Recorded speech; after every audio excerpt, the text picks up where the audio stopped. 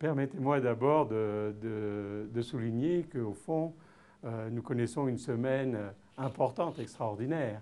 L'un des bébés qui va naître cette semaine fera que la population du monde sera de 7 milliards d'habitants. 7 milliards d'habitants et en même temps, nous le savons tous, aujourd'hui, vivre sur le globe, c'est vivre en ville. Et la problématique de l'urbanisation est une problématique centrale pour les générations à venir. La croissance démographique des villes a connu ces dernières années une accélération, une augmentation jamais connue par le passé. L'homme, la femme aujourd'hui vit en ville, ne vit plus dans le monde rural. En même temps, il faut savoir, et par exemple nous sommes ici à Nairobi, 3/4 de la population des grandes villes dans les pays en développement, qu'il s'agisse des régions du Pacifique, des Caraïbes ou de l'Afrique, 3/4 des populations en ville vivent dans des conditions précaires, dans ce qu'on appelle plus familièrement des bidonvilles, slum part of the city.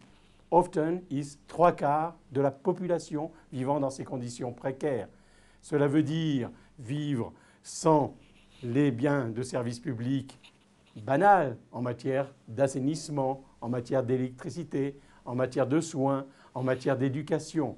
Et des programmes et l'expertise d'UN Habitat est centrale pour les politiques qui devront être mises en place pour les années à venir. Pour l'Union européenne, l'engagement de l'ensemble de ses États membres comme de la Commission européenne est très clair.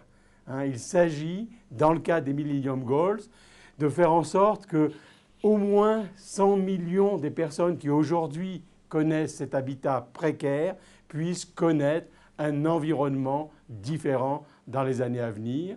En travaillant sur ce programme, avec UN Habitat, c'est rechercher l'expertise de l'ensemble de ces équipes, mais c'est aussi, au-delà de l'expertise, montrer à l'ensemble de nos partenaires que la communauté internationale, qu'il s'agisse des Nations Unies, qu'il s'agisse de l'Union européenne, ont un intérêt commun de conjuguer les efforts pour que ces Millennium Goals soient effectivement réalisés dans les temps qui nous sont impartis.